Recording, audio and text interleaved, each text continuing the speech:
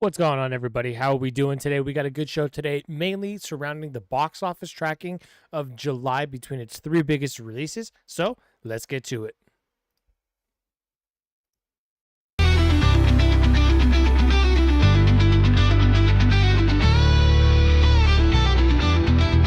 All right, so here we are. We got this. Oh, hold on, let me mute that.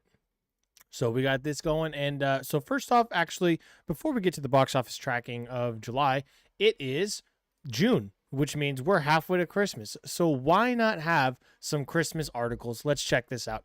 Willem Dafoe tapped to lead Robert Eggers' horror remake of A Christmas Carol. As if we didn't have enough versions of The Christmas Carol, good old Robert Eggers from The Witch and Nosferatu is coming in to direct a new version. Let me open this up a little bit. Maybe get some natural sunlight in here. Let me do that. All right, much better. So yeah, with that, I mean, why? But at the same time, cool. And it looks like Willem Dafoe is going to be in it, so I assume he would be playing Scrooge. So let's see. Something of this comes to by Chris McPherson from Collider, because I am not a humbug myself, but apparently Chris is. Asshole. I'm something of a humbug myself. In most of the insane film announcements in living memory, and yet one makes a lot of sense. In one of the most insane film announcements, yet it makes the most sense. Willem Dafoe is the top target to star in A Christmas Carol under the direction of Robert Eggers, the visceral and demented filmmaker behind the likes of The Witch, The Lighthouse, The Northman, and Nosferatu. Dafoe is set to take on the iconic role of Ebenezer Scrooge. I will say this will probably be the most controversial version of a Christmas Carol, but we'll see. The project is currently in development at Warner Brothers Pictures, with Eggers not only set to write and direct, but also produce alongside Chris Columbus and Eleanor Columbus.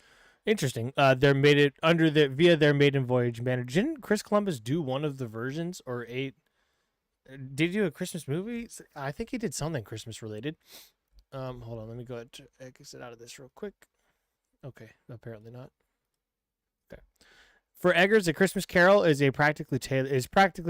The 1843 novella by Charles Dickens isn't just a festive fable; it's a grim Gothic tale filled with ghosts, regret, and redemption.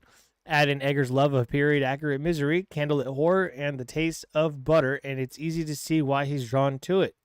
Picture The Witch with a Yuletide twist. I almost said Yuletide. No word yet on who will be playing the ghost of Christmas past, present, or yet to come. But based on Eggers' past cast moves, don't be surprised if you see familiar faces, maybe even Aaron Taylor-Joy, Alexander Skarsgård, lurking in the fog. We're on board. Excuse me. For Robert Pattinson to play Bob Marley, should Kermit the Frog be unavailable to reprise his role in this reboot? Ha ha ha! So funny. And the latest in a good run of creative reinventions from Eggers, whose Gothic horror Nosferatu became the biggest box office success of his career, pulling in a staggering $181 million globally, including $95 million domestically, landing 4 Oscar nominations for its haunting visuals and atmosphere. Dafoe, meanwhile, continues to be a key piece of Eggers' cinematic puzzle. He's previously worked with the director on Lighthouse, The Northman, and Nosferatu, chewing scenery with unparalleled intensity every time. His potential take on Scrooge is already the stuff of memes and nightmares. Imagine him cackling candlelight, shouting, "Bah humbug." Yes. So, I very much believe that Willem Dafoe will be playing Bah humbug, fucking Scrooge, Ebenezer Scrooge. So, with that, who do you think would play the ghost? I think it'd be kind of interesting to have Willem Dafoe play the ghosts and have, like, if you really want to put a twist on this, have each ghost be a part of himself. So and see him act in different ways. That would really challenge his ability as an actor. And he's a great actor, so it would really challenge his ability to do that. You could obviously do makeup or CGI or whatever to make it not look like him, but like I think that's what they did in the Jim Carrey one, if I'm not mistaken. They had Jim Carrey played, I don't think all the ghosts, but I think he played a couple of them, or a couple different characters. So with that, however, before there are any halls to be decked, Eggers is set to shoot Werewolf, his upcoming werewolf feature for Focus Features. That would be one to keep an eye out for. No official release date has been announced for A Christmas Carol, but given Eggers' space, will probably be sooner rather than later. I would say Christmas of 2027. So it'll probably go up against Avengers Secret Wars. So Avengers Secret Wars might What did they move it to? December like 16th or 17th or something like that. So I think that Eggers would release it on Christmas, like he did with Nosferatu, and his Werewolf will probably come out next October of 2026. So that's what I think about that. Go ahead and let me know down below. What do you think? Who would you like to see? Would you like to see any of these people? Anya Taylor-Joy, Alexander Skarsgård, Robert Pattinson. Would you like to see them as any of the ghosts or any characters or anything like that? Who's going to play little Cancer Tim or whatever the hell his name is? Tiny Tim. Who could play Tiny Tim right now? Timothy Chalamet, Tiny Tim. So we'll see about that. I think I'm looking forward to it. I've only seen I think 2 of Robert Eggers' movies. I've seen The Witch and Nosferatu, and I like them both. So maybe I should have a Robert Eggers marathon day and watch the rest of his movies. So, but again, with that, let me know, what do you think about A Christmas Carol movie, a new one, another new one, even though we just had one like 3 years ago, being made by Robert Eggers, and what do you think about Willem Dafoe being in the role, most likely, of Ebenezer Scrooge? Let me know down below. And speaking of sticking on the theme of Christmas, Violent Night 2 finally gets an update fans have been waiting on. Okay, so with Violent Night, oh man, this movie looks so stupid to me. I was like, there's no way that I'm going to pay to see this movie. It looks so dumb. Santa looks like an asshole. I don't want to see it. Well, I went and saw it and I loved it. It was so much fun. It reminded me of a rated R Home Alone with Santa. So some of the most purely enjoyable Christmas movies out there don't even fall under the umbrella of what a typical Christmas movie is supposed to be. Die Hard, Gremlins, Batman Returns, they all apply. One of the better recent examples would be Violent Night, directed by Hansel and Gretel Witch Hunters, Tommy Wirkola, and produced by John Wick and Atomic Blonde's David Leitch. It fits in very well with those 2 Leitch-directed films. I thought Chad Stahelski did all the John Wick movies. Maybe he did the first one. With a well-built world and fluid action sequences that beg for at least one rewatch. But the film's ace in the hole is casting. If there was ever a great choice for action hero Santa Claus, it was David Harbour. And now we know Harbour Santa is going to be swinging his axe again. Violent Night 2 is coming to town December 4th, 2026, just 1.5 years away. It will be theatrical just like the first film. What can we expect from Violent Night 2? So the rumor, I'm sure they're going to get into it. The rumor is that they're going to actually have Mrs. Claus, and it's going to take place up in the North Pole. I think that would be sick. You get maybe Charlize Theron in there as a little sexy Mrs. Claus. I'm down for that. And speaking of Atomic Blonde, David Leitch produced it, and she's the lead in Atomic Blonde. Let's make it happen, bro. Let's make it happen. I'm putting it out into the ether now. Charlize Theron as sexy Mrs. Claus. Let's go. The first Violent Night had Santa put... Okay, God, I thought my mic was muted again. The first Violent Night had Santa put it down the booze bottle long enough to save a family from a group of money-hungry mercenaries led by John Leguizamo's vengeful Scrooge. With little Trudy and her family be put in harm's way, or will little Trudy and her family be put in harm's way once more, or will Santa fight for the lives of another group of people? I would like it to be another group of people, kind of make it like the Knives Out movies, where he's got a new set of mysteries and a new cast for all of them. Do a whole new cast except for like Santaland people in these movies.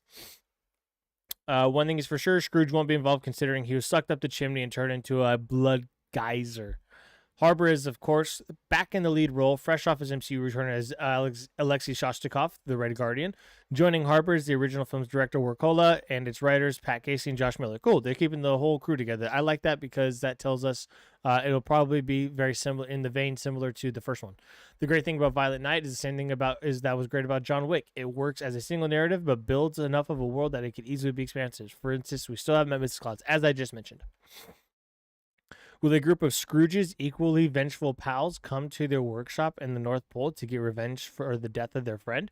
It's certainly possible, even if it would also be reminiscent of the underrated Mel Gibson and Walton Goggins-led actioner Fat Man. I have not seen that, but I've heard good things. Writers Casey and Miller have said the film would carry a Western influence and that the holiday classic Miracle on 34th Street would serve as an influence. Interesting, okay. Is Santa fighting capitalism? Because at the end of the day, that is the core of Miracle on 34th Street. Never seen Miracle on 34th Street, don't give a fuck. The original Violent Night was made for a fairly slim $20 million. Holy shit, it was only made for $20 million, so they'll probably give it 40. Hey man, if you can, keep it the same. Keep these movies that don't need to be expensive cheap, because they do well. Ultimately, I'm going to look up the box office for it next. Ultimately, it ranked nearly 4 times that price tag. Okay, there you go. So it made money. Will Violent Night 2 prove just as profitable? It's hard to say given that the third or really fourth Jumanji film is scheduled to come out the following weekend, with Avengers Doomsday scheduled for its new December 18th release. Ooh, that'd be a stacked December, though. That'd be a lot of fun. Are you excited for Violent Night 2? Sound off in the comments. Yeah, sound off in the comments, guys. Are you excited to see Violent Night 2? Do you want to see sexy Charlize Theron, sexy Mrs. Claus? Because I do. That's my fan pick. So you go ahead and let me know down below. And then real quick, let's look up the box office for Violent Night. I want to know the actual box office. All right. So it made 76 million. Okay, so it still made money. It made probably like close to like an extra like 30 million. Only 25 internationally though. These international guys don't give two fucks about Santa Claus, do they? All right. So with that, again, let me know down below. Up next, we are in Superman land. It is a Superman season. This has truly become the season or the summer of Superman. God damn, it's cold in here. The summer of Superman, like James Gunn promised us last year, and we did not feel it at all until this last week. So James Gunn reveals how long Superman has been active in the DCU. Let's check this out. Metahumans may have existed for 300 years by the time Superman starts, but the Man of Steel is relatively new when we meet him in the James Gunn directed movie. The newly rebooted DC Universe Superman has been active for 3 years, placing his costume debut around June 2022, according to promotional Daily Planet newspapers dated June 2025. Was 2022 when we got the official announcement that was going to be David Cornsweet or Rachel Brosnan? Or that's when Gunn was taking over? I got to look up June 2022, the history in that, because I think that would be when like it was solidified Gunn was going to take over. And that was, I want to say that was around June 2022, maybe late 2021 because of Black Adam. I think Black Adam came out in 2021. I don't remember. We're introducing a whole new world, which is a lot of fun, Gunn told Fandango. We're in an alternate reality where superheroes have existed for 300 years, and now we're just picking up on the story of one particular superhero 3 years after he comes onto the scene, who happens to be the most powerful metahuman of all time. So with this, I think it's important to notice superheroes in this world have existed for 300 years. So I think obviously that would date back to Wonder Woman, so maybe Wonder Woman would be another period piece, kind of like the first one was with Gal Gadot. But what other heroes do you think have been around? I think other Green Lanterns have probably been around for sure. They've been on the Earth, so I think by the time it gets to Guy Gardner, they're familiar with the Green Lanterns. Hawkgirl and Hawkman, they get reborn, and sometimes they're there to conquer, and sometimes they're there just to find each other. So they've probably lived a couple different lives. So I wonder if Isabella Merced's Hawkgirl is going to take us through like periods in history that she's already lived through, because she just gets reincarnated. So there's a lot of different heroes and stuff that could come to play. So let me know what heroes you guys think are going to be involved with this, or not with this movie, but within this universe. Are they going to do any flashbacks or anything like that? Or what heroes have existed since then that you'd like to see? This is kind of cool. The makings of our newest superhero reported by Clark Kent. Photo by Jimmy Olsen. How did Jimmy Olsen get that high up? This is what he says. Hey, buddy, eyes up here. How in the hell did he get that high up? That is a lie. And Clark, you selfish bitch. Why would you not give this to Lois? Come on, man.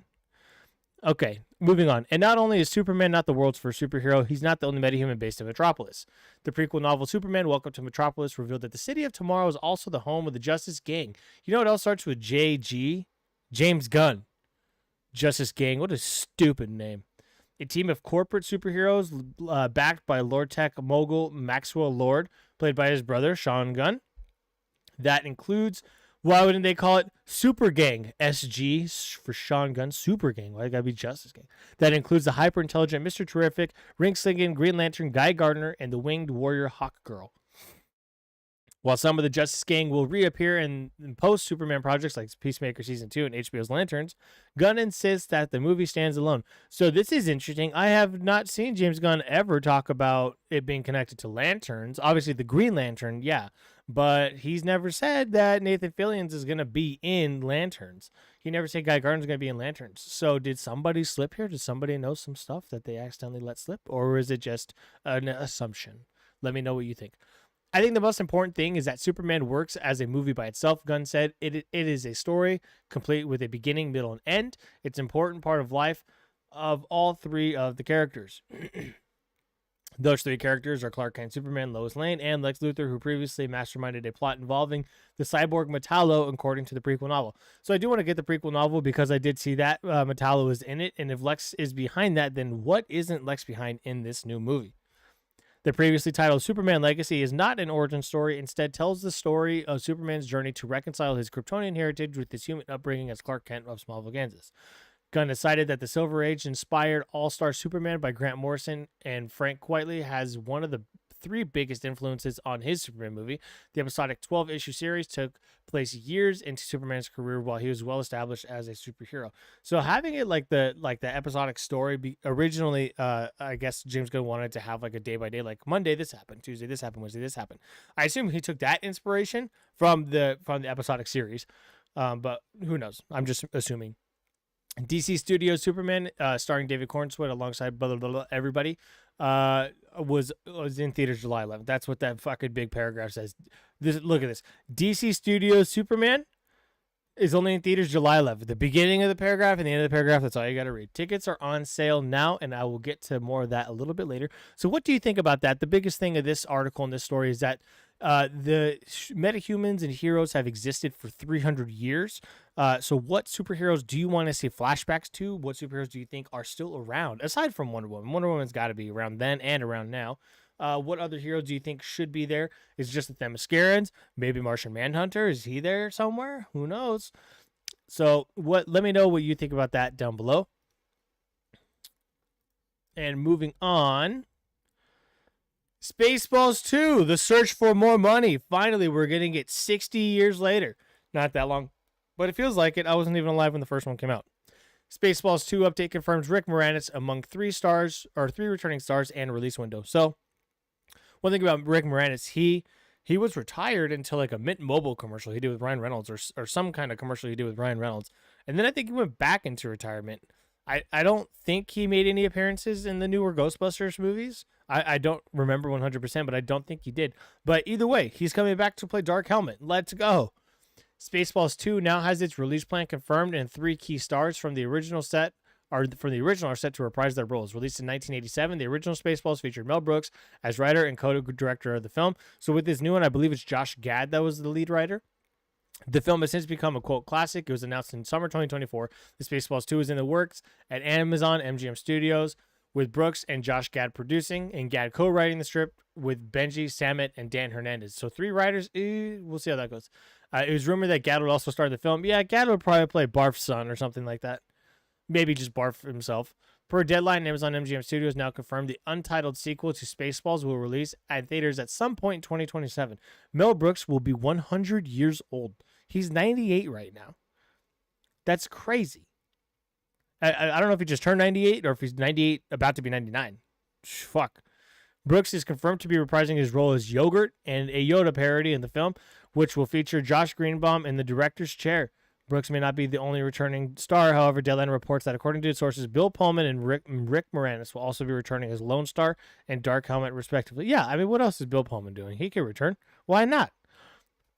The report also notes that Keke Palmer seemingly has joined the sequel in an unknown role. Okay, awesome. Keke Palmer is hilarious. She was just in One of Them Days with Sony, and that movie was supposedly really funny. It looked funny. I just didn't get around to seeing it. Few details are known about Spaceballs 2, but Amazon MGM's press release about the film's confirmation is in keeping with the original movie's comedic style. Check it out below. While the title, plot details, and the rest of the cast have been kept under wraps, the film has been described by those who have not yet read the script as a non-prequel, non-reboot sequel to part 2. What the fuck? But reboot elements franchise expansion film. Well, that's a mouthful. Brooks celebrated this confirmation in an X post, formerly Twitter, which teases that the film will poke fun at the current age of sequels, reboots, and franchises. I love that. I told you we'd be back. Okay, let's check this out. Let me unmute this so you guys can hear it.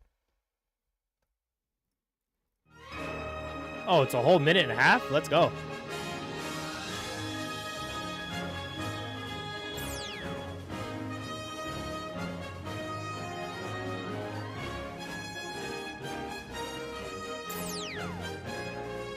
A prequel to the...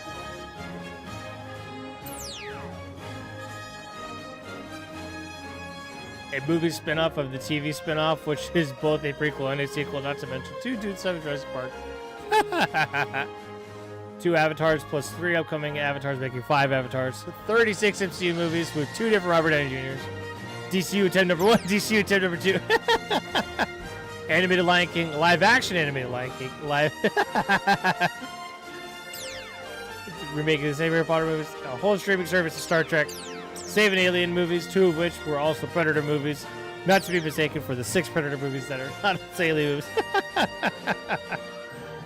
4 Beetle movies, oh, and Oppenheimer. Yeah. But in 38 years, there's only ever been 1 Spaceballs.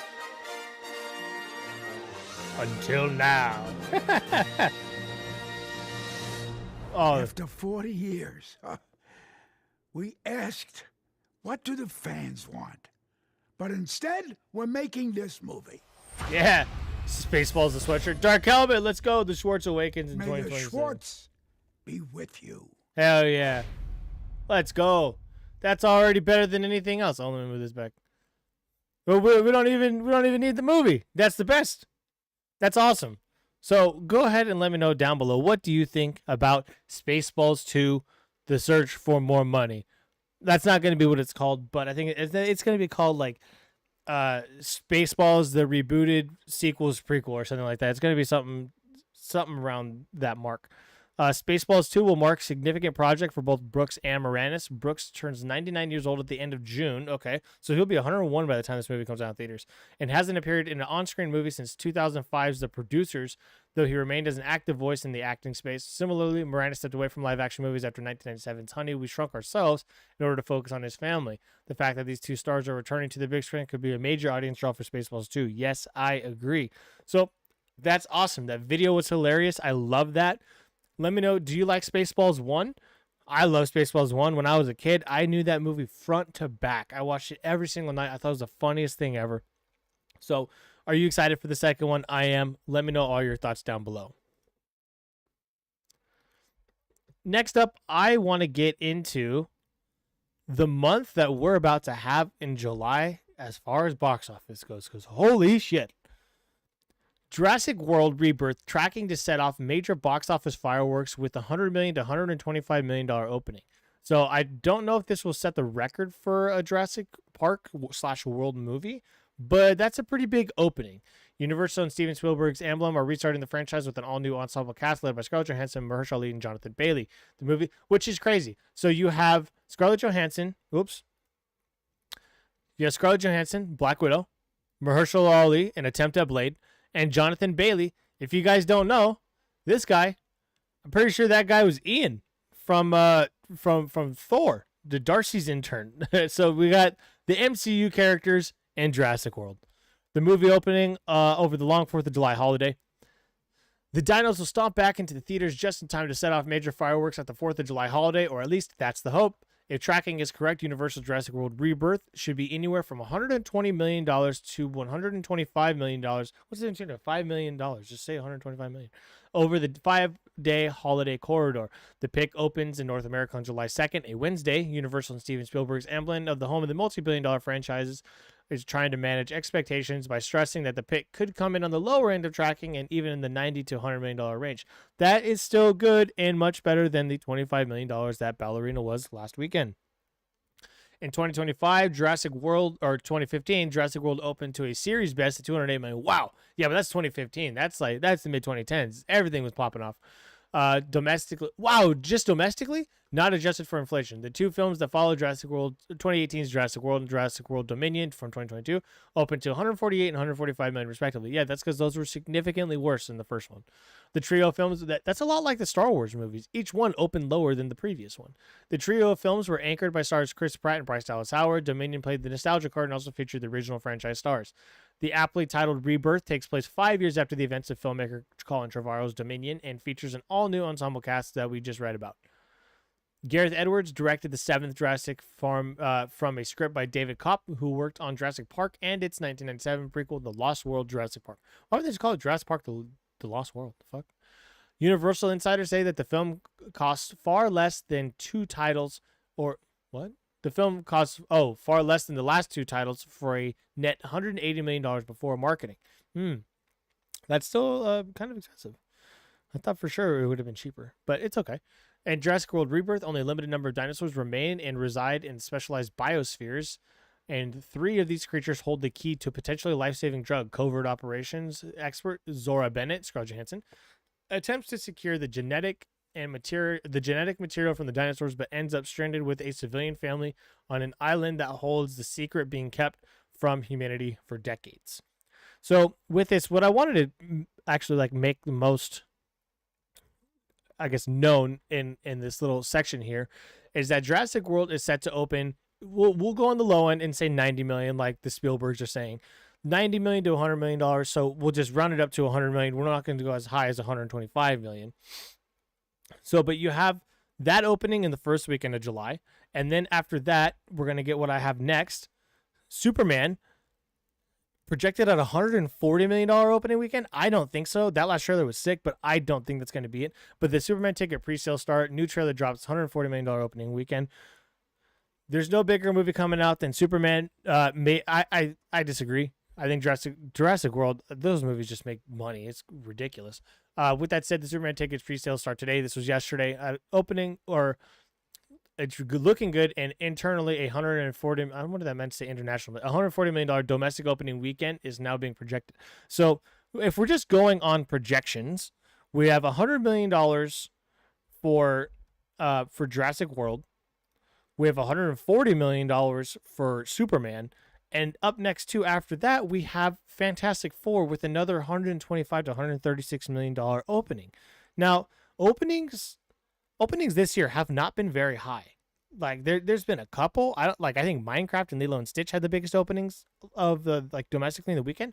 But in this month of July, if we get $100 million for Jurassic World, 140, so just round it up to 150, simple math. So that puts you at $250 million so far for July, and then capping off July, you got another $125 million.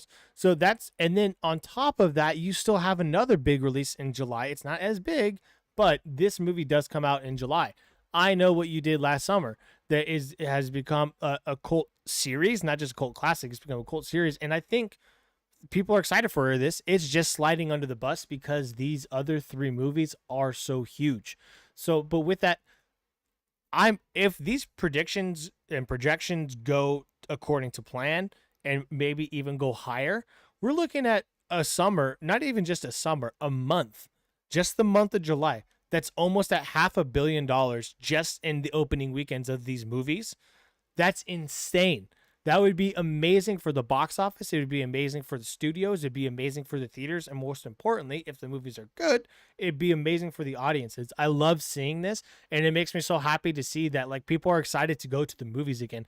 And I don't even think Jurassic World, their tickets have gone on sale yet. So when their tickets go on sale, we'll get a better look at it. So we'll see. But a lot of people nowadays are kind of going back to the old way where it's just walk up business. I've noticed that quite a bit, to where like I didn't buy my Fantastic Four tickets until they came out like a week or two ago. I didn't buy them until like I think Monday, and there are still plenty of seats that were available. It was a full theater, but still plenty of seats. So a lot of people are starting to do the old way of walking up or just checking something out last minute because they don't want to deal with the hassle of the online fees or sites shutting down. Apparently sites shut down for Fantastic Four, but that wasn't necessarily true. It wasn't because of Fantastic Four. Otherwise we would have seen sites shut down for Superman because Superman blew past that expectation. So not only am I excited to see what the pre-tracking is like going up to it, but I'm excited to see the weekend these come out, how much more business they get.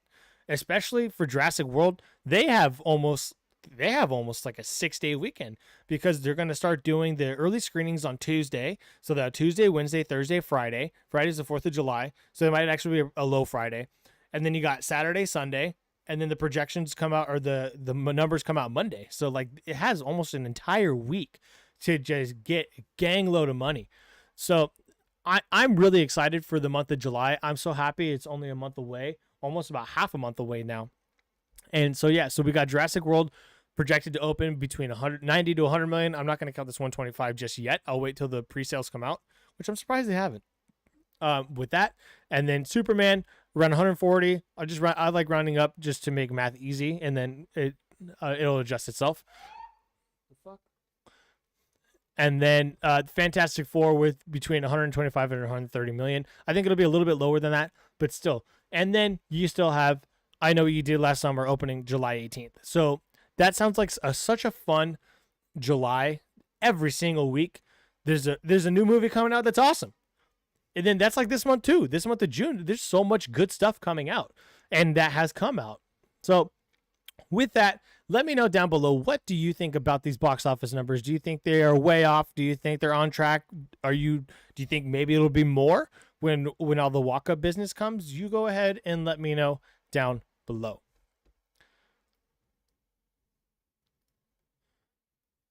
All right, guys. So with that, that is it for me today for Crosstalks and Movies. I love the movie talk. This seeing the Jurassic World Rebirth numbers got me really excited and got me to go back and look at the projections for the other two big movies. And that definitely was a segment that I love doing and talking about and just getting excited for the movies. Let me know, have you seen any movies recently that have come out? Are you excited for these movies that are coming out in July? I am. I can't wait. This year of movies has been great so far. I think I've seen like 30 movies or something like that. At the end of June, I'm going to release a video going over all the movies that I've seen from January to the end of June. And then I'm also going to rank them. So that'd be a fun video to do at the end of the month. And with that, give me your thoughts on the show. What do you think needs improvement? Obviously, I know the video needs some improvement. I have the Ethernet cable connected and it still asks for whatever reason. So I'm going to try to figure that out as I continue to grow the channel. But thank you for tuning in for those that tuned in. And again, let me know your thoughts down below on all the topics today, on the box office topics, on the two Christmas projects. Hey man, we're 6 months in, halfway to Christmas. It's time to start getting ready for Black Friday shopping. And then I think there's another one in there. But let me know all that down below in the comments. Thank you so much for watching. I hope you have a great rest of your day.